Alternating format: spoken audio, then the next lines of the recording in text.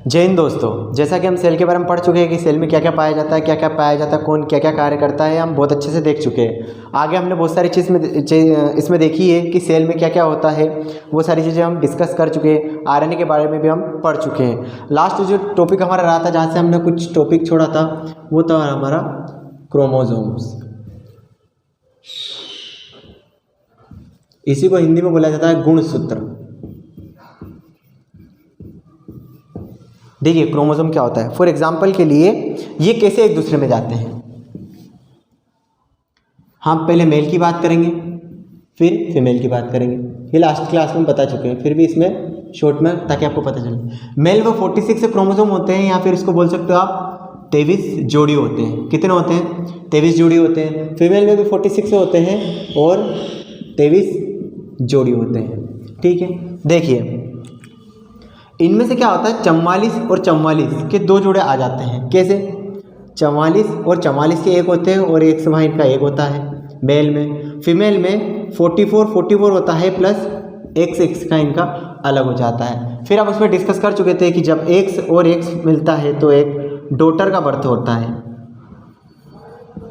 या फिर पुत्री का जन्म या फिर बर्थ होता है।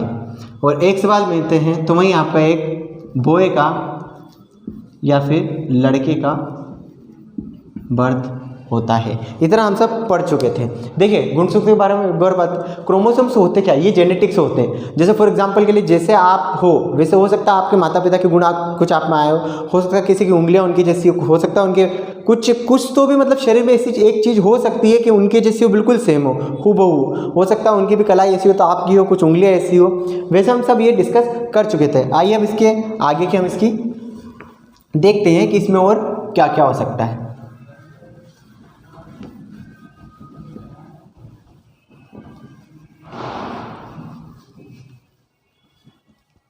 देखिए गुणसूत्र हम देख चुके हैं कि कितने होते हैं आपके 46 से होते हैं। देखिए 46 में से 44 प्लस x ये मेल का हो गया आपका, 44 प्लस x ये फीमेल का हो गया आपका। ठीक है, देखिए ये जो 44 ये तो आपके कॉमन हो जाते हैं एक में। देखिए जब भी क्रोमोसोम की बात होती है तो माता पिता के दोनों के को टोटल मिला के जो आपके होते हैं वो 92 क्रोमोसोम्स होते हैं, लेकिन इसके आधे ही हमारे अंदर आते हैं। मतलब दोनों के क्रोमोसोम्स में से हमको 23 और 23 दोनों मिलते हैं। मतलब टोटल मिला के एक बच्चे में एक पेयर होगा, 23 माता के 23 पिता के। यहाँ देखिए ध्यान से, इसमें जो ये वाले XY होता है मेल में जो होता है इसको बोला जाता है ऑटोसोम्स। क्या बोला जाता है? ऑटोसोम्स बोला जाता है। और इसको बोला जाता है ओलोसोम्स। इसको क्या बोला जाता है? ओलोसोम्स। क्या बोला जाता है आपका? ओलोसोम्स। एग्जाम में काफ़ी डीप लेवल का मतलब एम्स के लड़कों के लिए, आपके लिए नहीं है, लेकिन फिर भी पता होना चाहिए कि ऑटोसोम्स और ओलोसोम्स में डिफरेंस क्या होता है। देखिए आगे देखते हैं। अब ये क्रोमोसोम्स होता कैसा है। देखिए सबसे पहले हम कोशिका पढ़ चुके थे, आप बागु भी जानते हैं, हमने सेल पढ़ चुके थे। सेल में हमने देखा था mitochondria, Golgi body, endoplasmic reticulum, यहाँ पे आएगा था आपका राइबोसोम, न्यूक्लियस, लाइसोसोम, ये सारी चीज़ें हम इनमें पढ़ चुके थे। देखिए अब इसमें ध्यान से देखिए, आपको ये न्यूक्लियस जो दिखा हुआ है, इस न्यूक्लियस के अंदर ही आपका पाया जाता है क्रोमोसोम्स। क्या पाया जाता है आपका? क्रोमोसोम्स पाया जाता है। इसी क्रोमोसोम्स के अंदर आपका पाया जाता है DNA। क्या पाया जाता है आपका? DNA पाया जाता है। इसी DNA के अंदर आपका पाया जाता है जीन। इसी को हम बोलते हैं जेनेटिक्स। क्या बोलते हैं? जेनेटिक्स। देखिए आकार में कैसा होता है, मैं क्रोमोसोम्स का एक यहाँ पे आपका डायग्राम बना रहा हूँ। कुछ ये एक से आकार का होता है, जैसे देखिए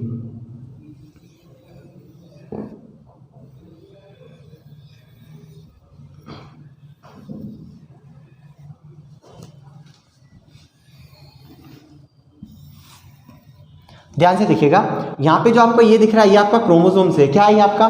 क्रोमोसोम्स है। क्रोमोसोम्स कुछ इस शेप का होता है और इसको आप कुछ अच्छे से समझने के लिए ऐसे भी कर सकते हो।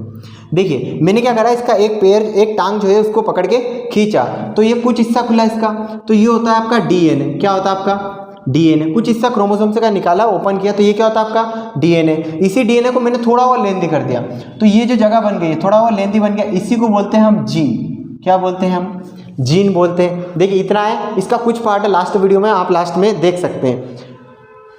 आपको देखना हो तो देख सकते हैं। फिर से देखिए, क्रोमोसोम से किस में पाया जाता है, कोशिका, हर कोशिका के न्यूक्लियस में क्रोमोसोम से पाया जाता है। उस क्रोमोसोम से आपको पाया जाता है डीएनए, डीऑक्सीराइबोज न्यूक्लिक अम्ल। इसकी खोज किसने की थी, कार्लसबर्ग ने की थी, और इसका मॉडल दिया था वाटसन एंड क्रिक ने। हम इसके बारे में पढ़ चुके हैं। इसमें क्या क्या पाया जाता है, फास्फोरस तत्व पाया जाता है, माइटोकॉन्ड्रिया न्यूक्लियस में ये पाया जाता है। जैसे हम क्रोमोसोम से कह दिया है तो न्यूक्लियस में पाया जाता है, माइटोकॉन्ड्रिया में भी ये पाया जाता है। एक होता है आपका जेनेटिक्स। देखिए जेनेटिक्स के बारे में हम देखते हैं। सबसे पहले देखिए कि जेनेटिक्स, इसकी खोज किसने करी थी, जोहान्सबर्ग ने करी थी। किसने करी थी इसकी बार, जोहान्सबर्ग ने।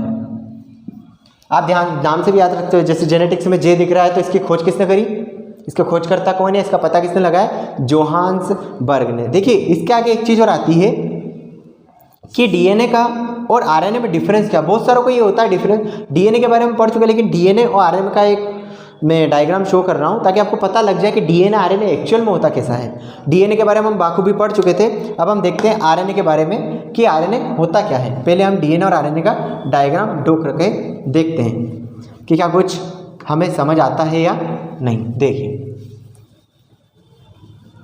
जैसे आपको यहाँ से पता चल रहा होगा कि डीएनए कुछ ऐसे, जैसे कुछ केंचुए या फिर जिसे हम सांप वगैरह बोलते हैं, वैसे चलते कि नहीं चलते, पूरे ऐसे मूवमेंट में वैसे चलते हैं। देखिए इसको रफ कर देते हैं।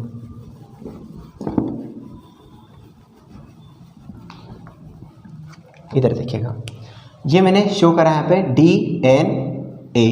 क्या शो रहा आपका, डीएनए शो करा, ठीक है। ये आपका डीएनए हो गया और ये होता है आपका आरएनए। देखिए दोनों में डिफरेंस क्या होता है।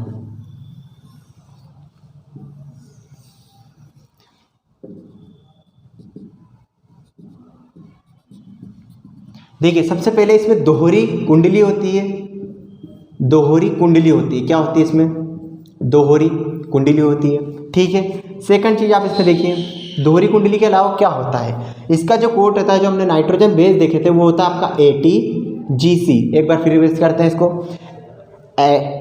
एडेनिन, थाइमिन, ग्वानिन और साइटोसिन। एडेनिन, थानिन, ग्वानिन और साइटोसिन। देखिए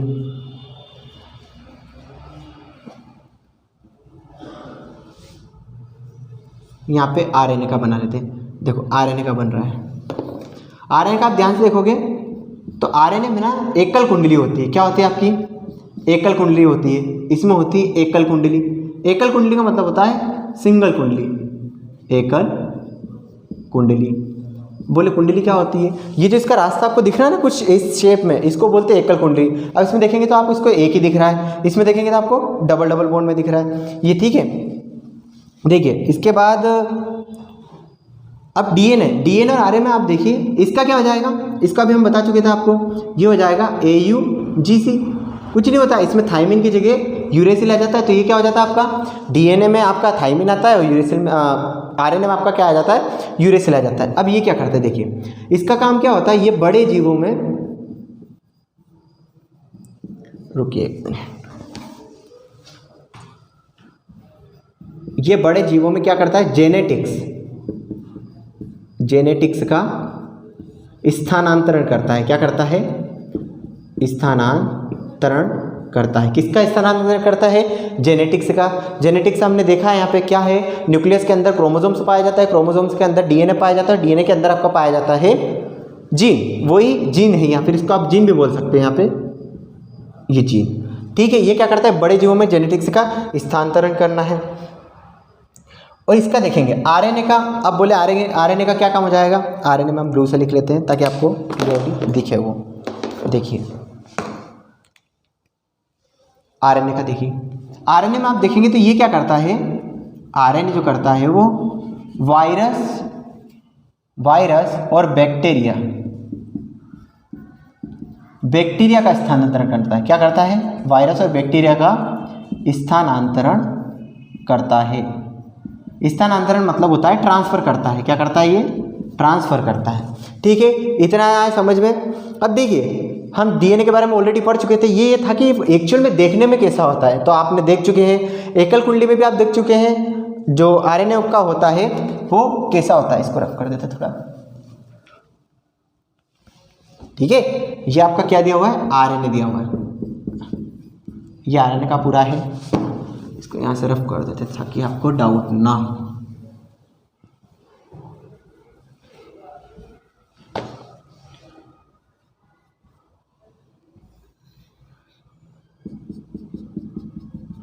देखिए आप स्क्रीनशॉट ले सकते हैं। अब देखिए आरएनए के डीएनए के बारे में हम ऑलरेडी पढ़ चुके थे और यहाँ पे बता भी चुके हैं बड़े जीवों में जेनेटिक्स का स्थानांतरण। अब जेनेटिक्स का मतलब क्या होता है, फॉर एग्जांपल के लिए हम बता चुके हैं आपको क्रोमोसोम्स क्या होते हैं, गुणसूत्र होते हैं। गुणसूत्र मतलब आपके माता पिता के कुछ ऐसे गुण हो सकते हैं जो आपके अंदर आए, ठीक है। अब आरएनए के बारे में हम पढ़ते कि आरएनए कितने प्रकार के होते हैं, आरएनए का एक्चुअल काम क्या होता है।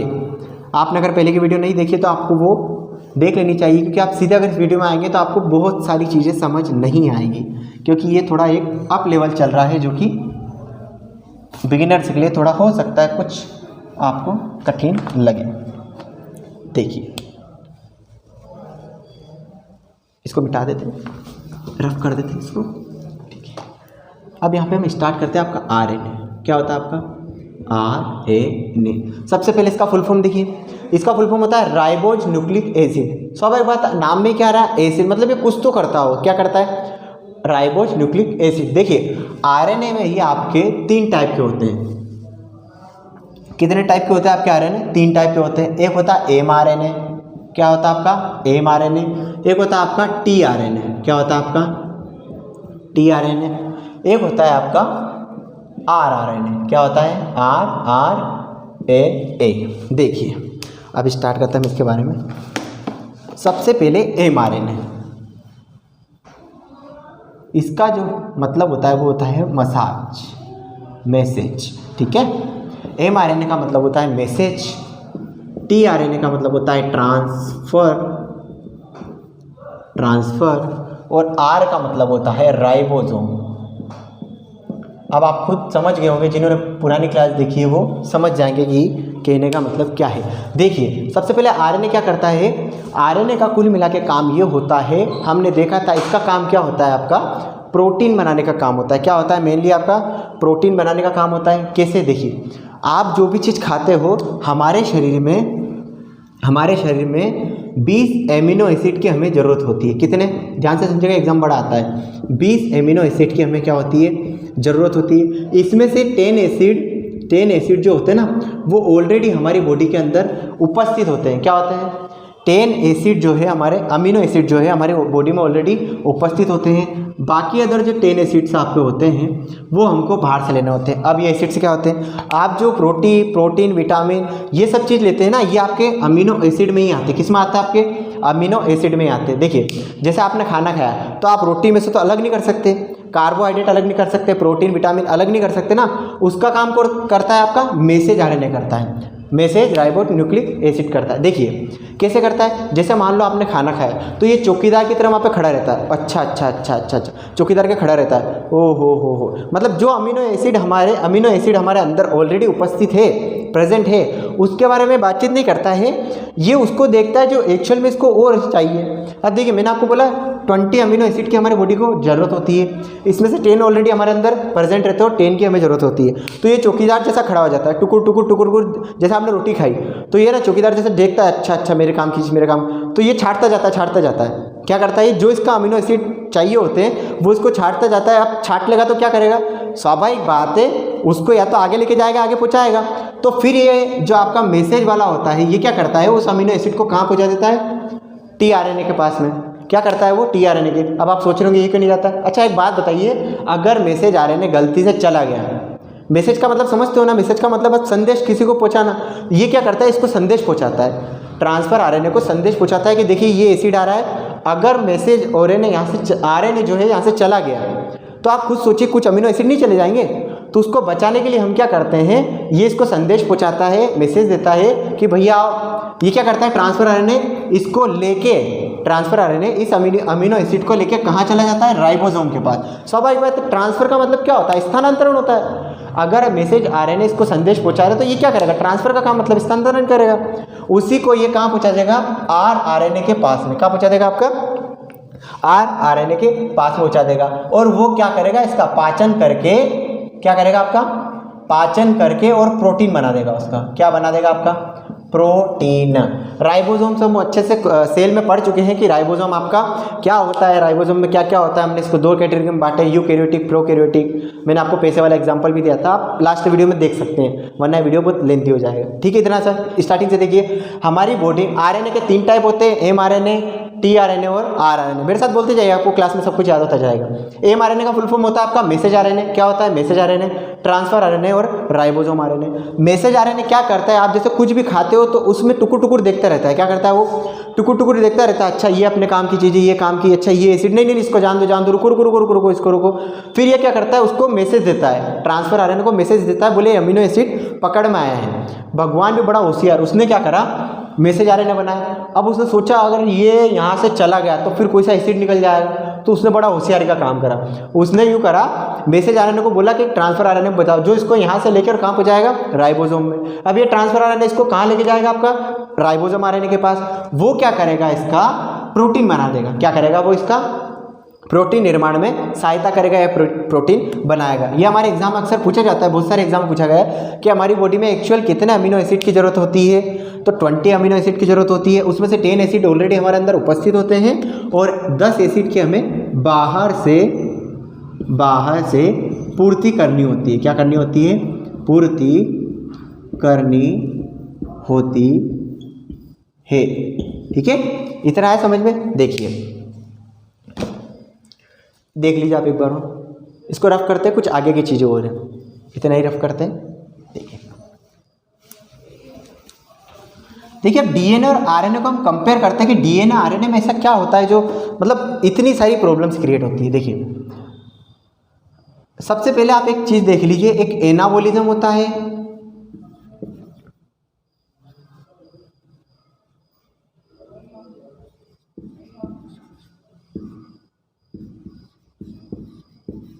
निर्माण करना। देखिए ये बड़ा इंपॉर्टेंट टॉपिक है और बड़े इसमें उलझ जाते हैं। एनाबोलिज्म का मतलब क्या होता है? आपका निर्माण करना। फॉर एग्जांपल के लिए आप देखिए, आपने खाना खाया, खाना खाने के बाद वो चीज़ प्रोटीन बन रही है, तो आप खुद बताइए केटाबोलिज्म है या फिर वो एनाबोलिज्म है? एनाबोलिज्म का मतलब होता है निर्माण करना। फॉर एग्जांपल के लिए हम कुछ खा रहे हैं तो उस चीज़ से प्रोटीन का निर्माण हो रहा है, लेकिन हम कुछ खा रहे हैं अगर वो पेट में जा रहा है तो केटाबोलिज्म हो रहा है। क्यों? वो पच रहा है ना, पाचन शक्ति होती है। आगे देखिए इसमें क्या होता है। एनाबोलिज्म का मतलब होता है आपका निर्माण करना। आगे देखिए कैसे, जैसे ग्लूकोज का बनना। किसका? ग्लूकोज का बनना। अब आप खुद सोचिए, हम सेल पढ़ चुके हैं, ग्लूकोज कैसे बनता है? हमने माइटोकॉन्ड्रिया में देखा था, क्रेब्स चक्र चलता है। क्या चलता है? क्रेब्स चक्र चलता है आपका, क्रेब्स चक्र चलता है। क्या बोलते हैं इसको? क्रेब्स चक्र बोलते हैं। इसमें क्या करता है? आपके ऑक्सीजन मिलकर एटीपी अणु बनाते हैं। क्या करते हैं? ऑक्सीजन मिलकर एटीपी अणु बनाते हैं। वो एटीपी अणु की संख्या जब आपकी 38 हो जाती है तो वो क्या करते हैं? आपका एक ग्लूकोज बनाते हैं। क्या करते हैं? एक ग्लूकोज का निर्माण करते हैं। ठीक है, क्या करते हैं? आपका एक ग्लूकोज का वो निर्माण करते हैं। तो इसी को क्रेब्स चक्र। आप खुद बताइए, आप क्रेब्स चक्र में उन्होंने O2 लिया, एटीपी लिया और कहीं ना कहीं किसी चीज़ का निर्माण करा ना, तो यही होता है आपका एनाबोलिज्म। कुल मिला के किसी भी चीज़ से किसी नई चीज़ का निर्माण करना कहलाता है एनाबोलिज्म। वो किसी चीज़ को विघटित करके तोड़ देना। जैसे आपने मान लो कुछ खाना खाया तो तोड़ ताड़ के पूरा पच पुचा के वो गुदोदार से निकल जाता, तो वो होता है आपका केटाबोलिज्म। खाना पच गया ना, वो एनर्जी में रिलीज हो गया, तो होता है आपका एनाबोलिज्म। ठीक है, तो एनाबोलिज्म का मतलब समझ में आया। अब इसके आगे हम देखते हैं कि डीएनए और आरएनए में जो डिफरेंस होता है, या फिर अब किससे क्या बना सकते हैं और कहाँ पे हमको क्या क्या काम आता है, चलिए देखते हैं।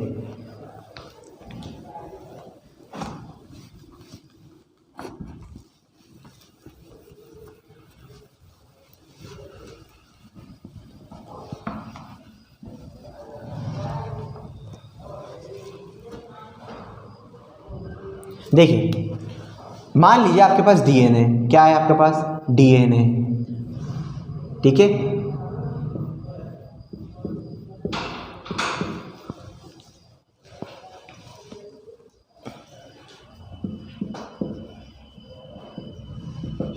ध्यान से देखिएगा इधर। हमने आपको बताया है इसमें एक एटीजीसी पाया जाता है। क्या होता है?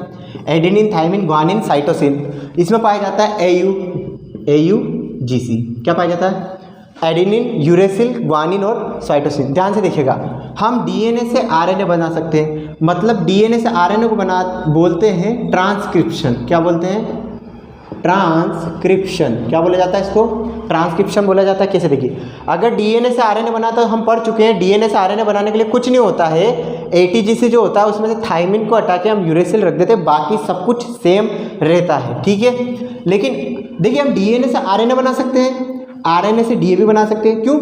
कुछ नहीं करना है, यहाँ से थाइमिन हटा के हम यूरेसिल लगा देंगे, आरएनए बन जाएगा। यूरेसिल हटा के थाइमिन लगा दें तो क्या बन जाएगा आपका?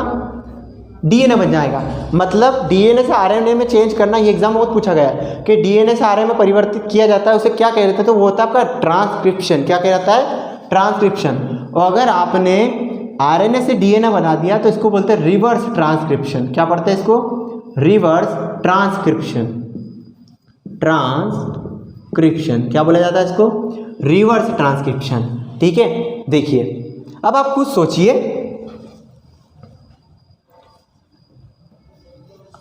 इतना हो गया। इसके बाद आरएनए से हम क्या बनाते हैं? आरएनए में क्या पाया जाता है? राइबोसोम पाया जाता है। हम पढ़ा ना, एमआरएनए, टीआरएनए और आरआरएनए। तो मैसेज क्या? मैसेज आरएनए आपको मैसेज देगा, संदेश देगा कि भैया ये एमिनो एसिड आपका आया है। उसके बाद आपका टीआरएनए क्या करेगा? उस मैसेज को लेके जाएगा और आगे देखेगा। देखिए, फिर आपका जो आता है आरआरएनए, वो क्या करता है? आपका राइबोसोम आरएनए प्रोटीन बनाता है। क्या करता है? प्रोटीन। मतलब आरएनए से हम क्या बना सकते हैं? प्रोटीन। इसको बोलते हैं आप ट्रांसलेशन। क्या बोला जाता है इसको?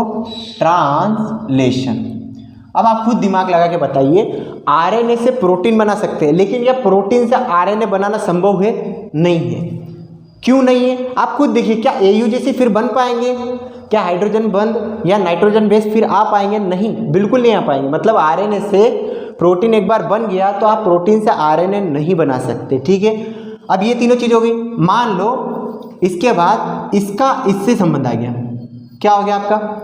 इसका इससे संबंध आ गया। मान लो कोई चीज खुद को ही बना दे, कोई चीज खुद को ही बना दे, इसको बोलते हैं रेप्लिकेशन। क्या बोलते हैं इसको? रेप्लिकेशन। देखिए, ध्यान से देखना। मान लो डीएनए ने डीएनए को ही बना दिया, उसको बोलते हैं रेप्लिकेशन।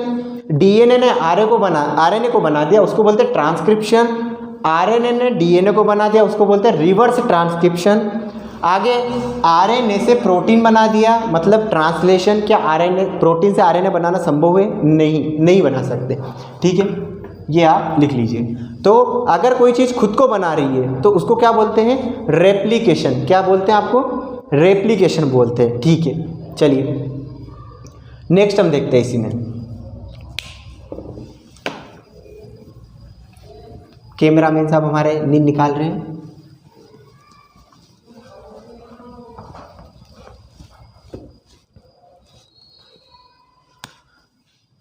देखिए, अब मुख्य रूप से हमने कौन कौन से टॉपिक से कंप्लीट कर लिए पहले वो देखते हैं। सेल में हमने माइटोकॉन्ड्रिया देख लिया है, गोल्जी बॉडी देख लिया है, एंडोप्लाज्मिक रेटिकुलम देख लिया है, राइबोसोम से देख लिया है, न्यूक्लियस देख लिया है, आपका लाइसोसोम से देख लिए, ये हमने हटा दिए।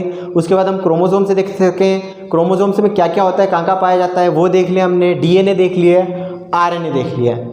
अब चलिए हम एक देखते हैं। मैंने आपको एक बड़ी चीज़ बताई थी सेल डिवीज़न के बारे में। किसके बारे में? Cell division. इसके बारे में मैंने शॉर्ट में बताया था। आज हम इसके थोड़ा सा डिटेल में देखते हैं कि एक्चुअल में होता क्या है ये सेल डिवीज़न जो है, एक्चुअल में आपका होता क्या है। देखिए, इसी को हिंदी में कहा जाता है कोशिका विभाजन। क्या कहा जाता है?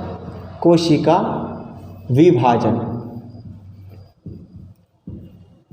देखिए, ध्यान से देखिएगा। कोशिका विभाजन जो होता है आपका, वो 3 तरह का होता है। कितने तरह का होता है? 3 तरह का होता है। पहला होता है आपका असूत्री विभाजन। क्या होता है? असूत्री विभाजन। इसको बोलते हैं अमाइटोसिस। क्या बोला जाता है इसको? अमाइटोसिस बोला जाता है, ठीक है। दूसरा आपका आता है समसूत्री विभाजन। समसूत्री विभाजन, ये इसको बोला जाता है माइटोसिस, ठीक है। इसके बाद आता है अर्धसूत्री विभाजन। कौन सा आता है? अर्धसूत्री विभाजन, या इसको बोलते हैं मायोसिस। देखिए, ध्यान से देखिएगा। इसके बारे में डिटेल में देखते हैं कुछ। सबसे पहले देखते हैं कोशिका विभाजन क्या होता है। देखिए, कोशिका विभाजन हम बता चुके थे, फिर भी आप देख लीजिए। एक कोशिका का 2 भागों में विभाजित हो जाना तथा उस एक कोशिका से 2 कोशिकाओं का निर्माण हो जाना, क्या कहलाता है आपका? कोशिका विभाजन। सबसे पहली चीज, कोशिका विभाजन का मतलब टूटना नहीं होता है, विभाजित होकर एक नई कोशिका का निर्माण करना होता है, ठीक है। ये इसके 3 टाइप होते हैं। कौन कौन से आपके 3 टाइप होते हैं? पहला होता है असूत्री विभाजन जिसको बोला जाता है अमाइटोसिस, दूसरा होता है समसूत्री विभाजन जिसको बोला जाता है माइटोसिस, और तीसरा होता है आपका अर्धसूत्री विभाजन जिसको बोला जाता है मायोसिस। देखिए असूत्री विभाजन क्या होता है? सबसे पहले देखिए असूत्री विभाजन सबसे पहले ये किस में होता है? तो ये छोटे जीवों में होता है। क्या होता है? यूनिसेल्युलर में होता है या सबसे छोटे जीवों में होता है? सबसे छोटे जीवों में होता है आपका, सबसे छोटे जीवों में होता है। देखिए कैसे ये क्या करता है आपका, यहाँ हम इसका डायग्राम बना रहे हैं। ये क्या करता है आपका, जैसे मान लो ये आपका कोई भी ऑर्गेनिज्म में कोई भी छोटा सा जीव है, ठीक है, ये क्या करता है उसको तोड़ के 2 भागों में विभाजित कर देता है। फॉर एग्जाम्पल के लिए मैंने इसको पकड़ के ऐसे मरोड़ा, क्या कर रहा, ऐसे इसमें ऐंठन लगाई, तो आप देखेंगे कुछ टाइम बाद में ये कुछ ऐसा हो जाता है। ऐंठन लगा इसमें, कुछ टाइम बाद ये ऐसा हो जाता है, और फिर जब इसमें कुछ ज़्यादा ऐंठन लगा देते हैं तो ये क्या हो जाता है 2 भागों में बढ़ जाता है। क्या करता है ये 2 भागों में बढ़ जाता है। अब ध्यान से देखिएगा, आप कभी घर पे आटा वगैरह लगाते होंगे तो आपने देखा होगा लोई बनाते हैं। जब पता चलता है कि लोई बड़ी हो गई तो अपन उसको ऐसे ऐसे ऐसे पूरा रगड़ते हैं या फिर उसको ऐसे पूरा पुश कर देते हैं आसपास से, तो नीचे से एक और लोई बन जाती है, उसको तोड़ के अलग कर देते हैं। तो असूत्री विभाजन क्या करता है, छोटे जीवों में होता है और ये 2 भागों में उसको अलग कर देता है। देखिए अभी इसका क्या रहेगा, अमीबा वगैरह ये सब जो होते हैं ना, इसमें जो आपका कोशिका विभाजन होता है, सेल डिवीजन होता है, ये आपका किस में पाया जाता है? सब इसमें कौन सा सेल डिवीजन होता है आपका? असूत्री विभाजन होता है या फिर अमाइटोसिस आपका सेल डिवीजन होता है। देखिए आपका नेक्स्ट आता है समसूत्री विभाजन। क्या होता है समसूत्री? मतलब इसका ये होता है कि आपके जितने कोशिका टूटी है या खराब हुई है या फिर खत्म हो चुकी है, नष्ट हो चुकी है, उतनी ही कोशिकाओं का दोबारा पुनः निर्माण करना। आप ध्यान से देखिए, सम और सूत्री, समान सूत्र में वापस से आपका सेल डिवीजन करना। देखिए मान लो आप कहीं खड़े और आपके ऊपर गिर गई, आपके ऊपर कोई ईंटें गिर गई, तो यहाँ की कोशिकाएं सारी मर गई, तो पास वाली कोशिका का लाइसोसोम उसमें झांकेगा। क्या करेगा? पास वाला कोशिका का लाइसोसोम उसमें झांकेगा और देखेगा कि इसमें कितनी कोशिकाएं नष्ट हुई है।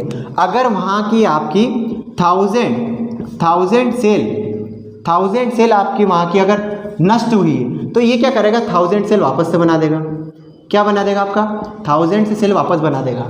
फॉर एग्जाम्पल के लिए मान लो आपको कहीं और चोट लगी है, आप कोई काम कर रहे थे, आपको मान लो जैसे दरवाजे में उंगली आ गई है, उंगली आ गई और आपने देखा होगा अक्सर काला काला हो जाता है, लास्ट वीडियो में बात कर चुके हैं, तो वो भी आपका समसूत्री विभाजन होता है। अर्थात जितनी आपकी कोशिका नष्ट हुई है या फिर जली है, उतनी कोशिकाओं का पुनर्निर्माण कर देना, वापस से उतनी ही कोशिका बना देना, क्या कहलाता है? समसूत्री विभाजन या माइटोसिस कहलाता है। ठीक है, आगे देखिए। अब इसके एग्जाम्पल कुछ भी हो सकते हैं। फॉर एग्जाम्पल चोट लग जाना, यहाँ पे एग्जाम्पल लिख सकते हैं। एग्जाम्पल क्या हो सकते हैं आपके? चोट लग जाना, चोट लग जाना, ठीक है, आदि।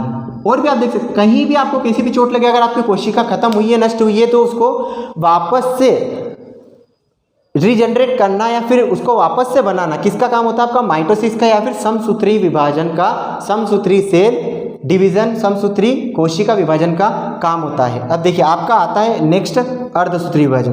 अब आप खुद सोच के बताइए कि असूत्री अगर छोटे जीवों में हो गया, समसूत्री हम बड़ों जीवों में हो गया, तो अर्धसूत्री कहाँ हो सकता है? खुद दिमाग लगाइए, अर्धसूत्री कहाँ होगा? जहाँ पे जितना लगा है उसकी आधी पूर्ति करनी हो। क्या ऐसा पॉसिबल है? लगाइए दिमाग, पहले इसको देख लीजिए आप। इसको रफ करते हैं क्योंकि ये थोड़ा बड़ा है, नहीं है ना? देखिए आगे देखते हैं।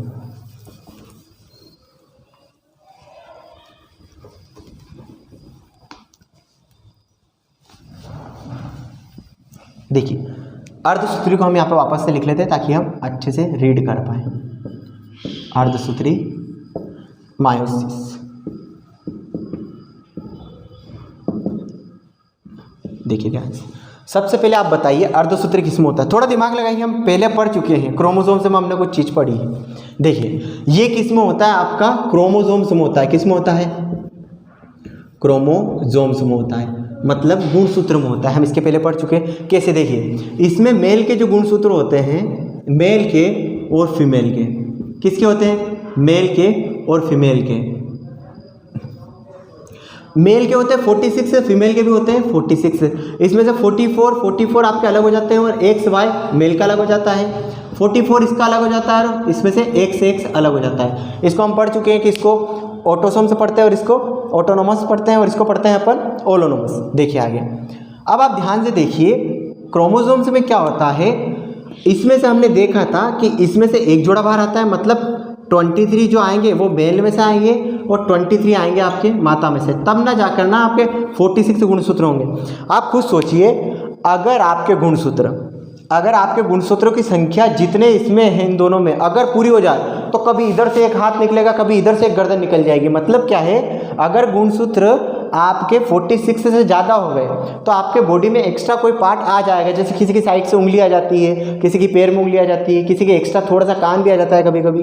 ठीक है, तो अर्धसूत्री विभाजन किस में होता है आपका, जेनेटिक्स में होता है, क्रोमोसोम्स में होता है, गुणसूत्र में होता है। ठीक है, इसमें क्या होता है, माता और पिता के दोनों के जेनेटिक्स से मिलके उसका हाफ हो जाता है। फॉर एग्जांपल के लिए 92 हो जाते हैं, इसका हाफ आपका 46 जेनेटिक्स से उनके बच्चों में आता है। अगर ये डबल आ जाए, आप खुद सोचिए, भगवान भी बहुत होशियार बनाए, अगर ये डबल कर दे तो आप सोचिए कि पंख निकल आएंगे उससे। क्या निकल आएंगे, पंख निकल आएंगे। थोड़े दिन बाद वो बाहर आते से उड़ने लगेगा। सोचिए ना, 46 जेनेटिक्स से इनके, क्रोमोसोम से इनके, 46 क्रोमोसोम इनके, अगर दोनों को मिला लेंगे तो 92 हो जाएंगे, तो पंख नहीं ना आ जाएंगे, फिर हाथ पैर तो वैसे आ जाते 46 में।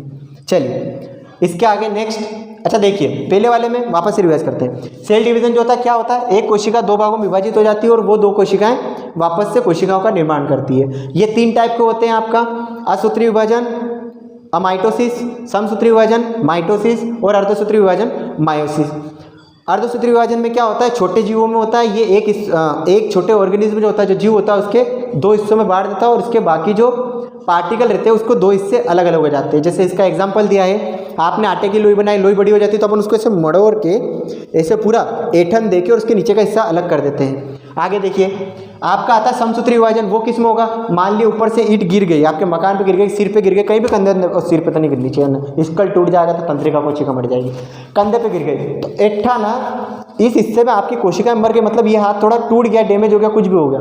उस कंडीशन में क्या होता है, समसूत्री विभाजन होता है, मतलब जितनी कोशिकाएं नष्ट हुई है तो आसपास वाली कोशिकाएं उसकी सहायता करती है और उसको वापस से रीयूजेबल बनाती है। आगे तीसरा आता है आपका अर्धसूत्री विभाजन। क्या आता है आपका अर्धसूत्री विभाजन, इसमें क्या होता है, जो अर्धसूत्री का मतलब नाम से स्पष्ट है, इसमें आधे सूत्र रहेंगे। क्या रहेंगे, जितनी संख्या रहेगी आधा, मतलब जितनी आपकी कोशिकाएं बनी है उसका आधा ही भाग ये वापस से बनाएगा। फॉर एग्जांपल के लिए मेल का होता है 46 है, इनका 46 है, तो टोटल तो 92 होना चाहिए, लेकिन है कितना 46 है। अगर ये 92 हो जाए तो उसके पंख निकल आएंगे। ठीक है, आगे देखते हैं, चलिए इतना आया समझ में। नेक्स्ट,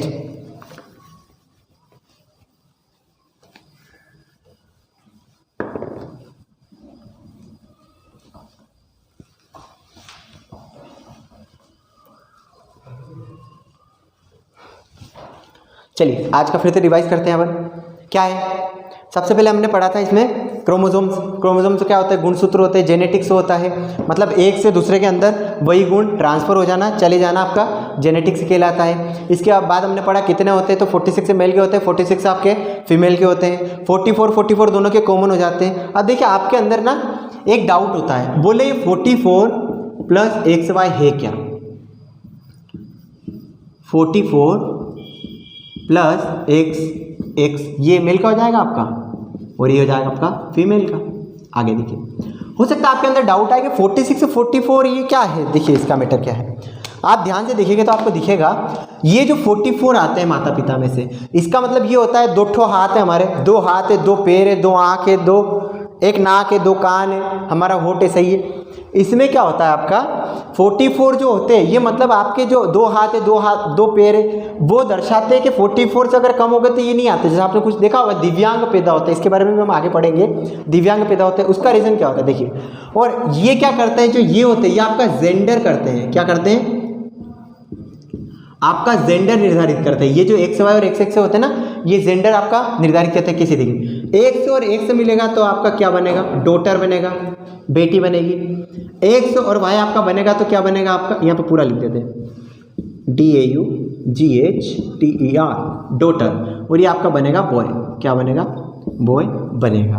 मतलब XY बना तो आपका बॉय बनेगा और XX डॉटर। तो ये कहीं ना कहीं जेंडर को तो प्रदर्शित कर रहे हैं ना, जेंडर को कर रहे हैं। आगे देखिए, और 44 ध्यान रखिएगा, इसे ऑटोनोमस कहा जाता है, इसे ऑलोनोमस कहा जाता है। ठीक है, आगे देखते हैं और इसमें आगे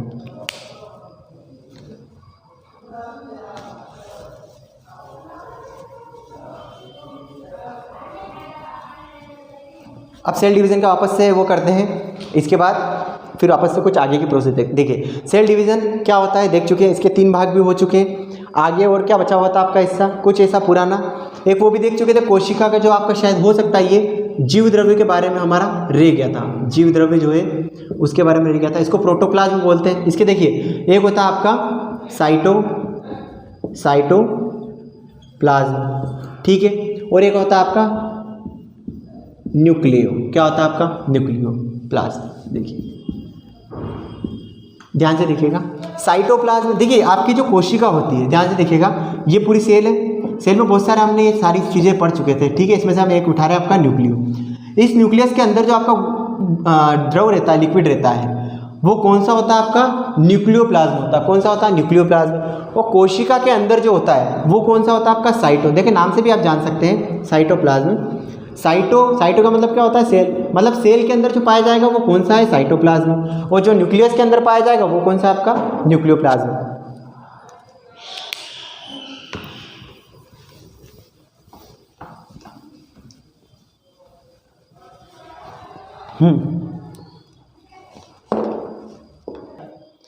देखिए दोस्तों हम इतना पढ़ चुके हैं, आगे हम देखते हैं। आपने अक्सर एक चीज का नाम सुना होगा सिंड्रोम का, सिंड्रोम।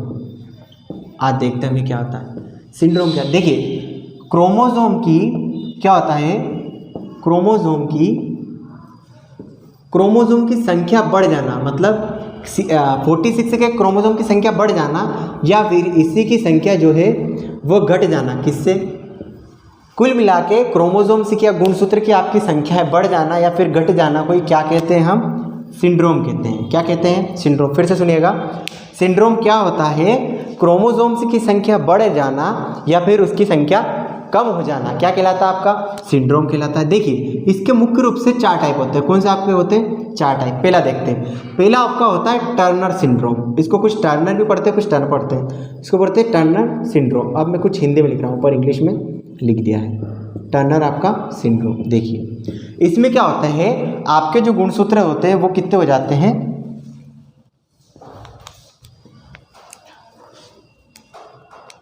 आपके गुणसूत्र 46 से घटकर कितने हो जाते हैं 45 हो जाते हैं। कितने हो जाते हैं आपके 45 हो जाते हैं। इसमें क्या होता है देखिए, टर्नर का मतलब क्या होता है, सबसे पहले या होता किस में, ये केवल आपको होता है फीमेल में। किस में होता है आपका ओनली फीमेल में होता है, राइट। अब फीमेल में कैसे होता है, इसके देखिए मैंने आपको पहले बताया क्रोमोसोम्स के कम ज़्यादा होने को सिंड्रोम कहते हैं, तो कहीं ना कहीं इसके दुष्परिणाम सामने आएंगे। अगर एक भी क्रोमोसोम्स आपका कम हुआ है, गुणसूत्र कम हुआ है, मतलब कहीं ना कहीं इसके दुष्परिणाम सामने आएंगे।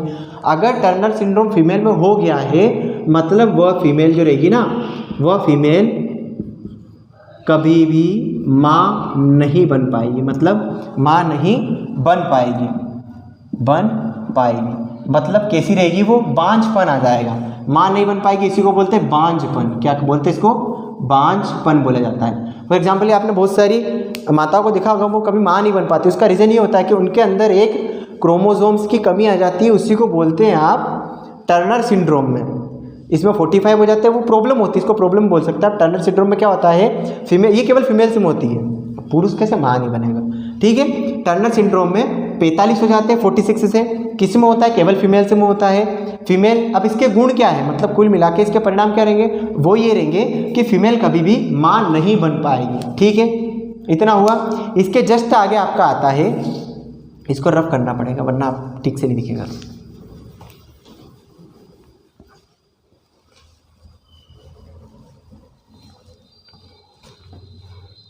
देखिए आपका जो नेक्स्ट आता है सेकंड नंबर का, उसको बोलते हैं क्लिनीफिल्टर। इसको क्लिनीफिल्टर भी लिखते हैं, क्लिनीफिल्टर। देखिए साइंस में हो सकता है कुछ इंग्लिश आगे पीछे हो तो आप देख लीजिएगा, क्योंकि साइंस में जो दिखाते हैं वो एक्चुअल में होता नहीं है। क्लिनीफिल्टर सिंड्रोम, आगे देखिए इसको कैसे लिखेंगे। इसमें क्या होता है, आपके गुणसूत्रों की संख्या बढ़ जाती है। क्या हो जाती है, आपने कभी कभी देखा होगा, इसमें गुणसूत्रों की संख्या क्या होती है, बढ़ जाती है। अभी हमने देखा क्लिनीफिल्टर सिंड्रोम में 47 हो गए। अब ये किस में होगा, ये केवल पुरुष में होगा। किस में होगा, केवल आपका होगा मेल्स में। किस में होगा, केवल मेल्स या फिर केवल पुरुष में होगा, ठीक है। पुरुष में होगा मतलब ध्यान से देखिए अब इसको क्या होगा, पुरुषों में नपुंसकता आ जाएगी। क्या होगी, अगर यह प्रॉब्लम उन्हें हो गई, मतलब पुरुषों में क्या हो जाएगी, नपुंसकता आ जाएगी, पुरुषों में नपुंसकता आ जाएगी, पुरुषों में क्या आ जाएगी, नपुंसकता आ जाएगी। ठीक है, इतना देखिए। मतलब अब नपुंसकता का मतलब आप समझते हो, नपुंसकता का मतलब वो पुरुष कभी भी पिता नहीं बन पाएगा। क्या हो जाएगा, कभी भी पिता नहीं बन पाएगा। ये कौन सा होता है, क्लीनी फिल्टर। आप इसको ऐसे भी याद रखते हैं, क्लीनी मतलब क्लीन कर देना, साफ कर देना, मतलब पुरुष बिल्कुल साफ हो गया, कभी पिता बन ही नहीं पाएगा। अपने तरीके हो सकते हैं कुछ याद करने के। तीसरा देखिए, थर्ड आपका आता है इसमें, पहला आपका हो चुका है, पहला आपको हो गया टर्नर, उसके बाद आता है क्लीनी फिल्टर। क्या आता है आपका, क्लीनी फिल्टर। इसके बाद आपका आता है डाउन सिंड्रोम। क्या होता है आपका, डाउन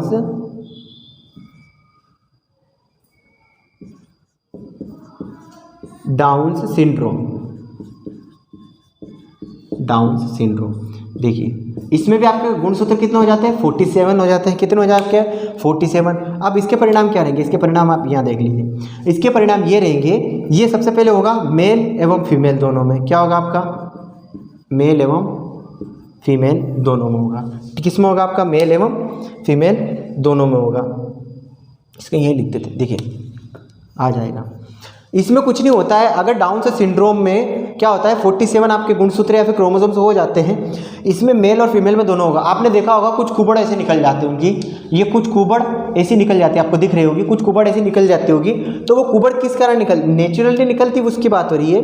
उसमें कुछ नहीं होता है। डाउन सिंड्रोम जो होता है उसमें 47 आपके गुणसूत्र हो जाते हैं। तो वो कौन सा हो जाता है, डाउन सिंड्रोम हो जाता है, मतलब क्रोमोसोम की संख्या 47 हो जाती है। ये किस में होती है, मेल एंड फीमेल में हो जाती है। इसमें क्या होता है, आपकी कुबड़ निकल आती है। क्या होती है, आपकी कुबड़ निकल आती है। क्या आती है, आपकी कुबड़ निकल आती है। और ये मेल एंड फीमेल में होता है। देखिए एग्जाम में आपसे पूछ सकता है वो कि टर्नर सिंड्रोम क्या होता है या फिर सिंड्रोम क्या होता है। तो एग्जाम में हो सकता है, ऑनलाइन एग्जाम में तो कुछ बड़ा क्वेश्चन भी देते हैं, बोलता है टर्नर सिंड्रोम कितने टाइप के होते हैं। तो मुख्य रूप से 4 टाइप के होते हैं। चौथा भी हम देख रहे हैं।